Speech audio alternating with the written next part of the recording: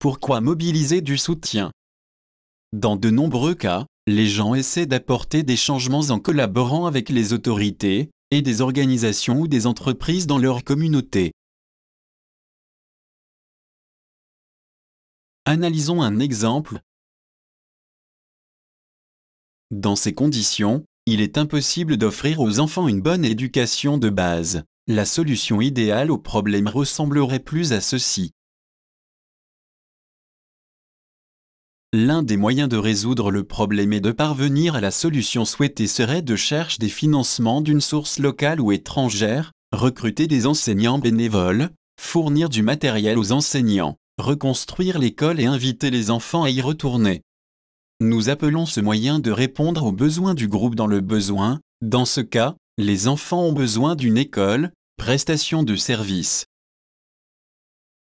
L'autre approche pour résoudre le problème consisterait à mobiliser les parents, et probablement les organisations locales d'abord, et ensuite les associations des parents dans les communautés vivant le même problème. Si tous ces partisans trouvaient un moyen de convaincre d'autres personnes, organisations ou entreprises, leur appel à trouver une solution sera plus fort. Ensemble, ils peuvent avoir suffisamment de soutien et de bons arguments pour convaincre les personnes qui peuvent changer la situation à le faire réellement. Dans ce cas, ils pourraient convaincre les chefs d'entreprise, les inspections des écoles et quelques autorités locales de résoudre le problème. En fin de compte, une décision sera prise afin d'allouer des fonds pour reconstruire l'école, et veiller à ce que des enseignants soient affectés dans cette école et qu'il ait le matériel pédagogique nécessaire. Nous appelons cette approche mobilisation de soutien. L'approche de mobilisation de soutien vise à avoir une influence positive sur les décisions qui sont prises à propos du problème. Elle pourrait également être appelée influence de politique. Il y a donc deux différents types d'approches, la prestation de services et la mobilisation de soutien.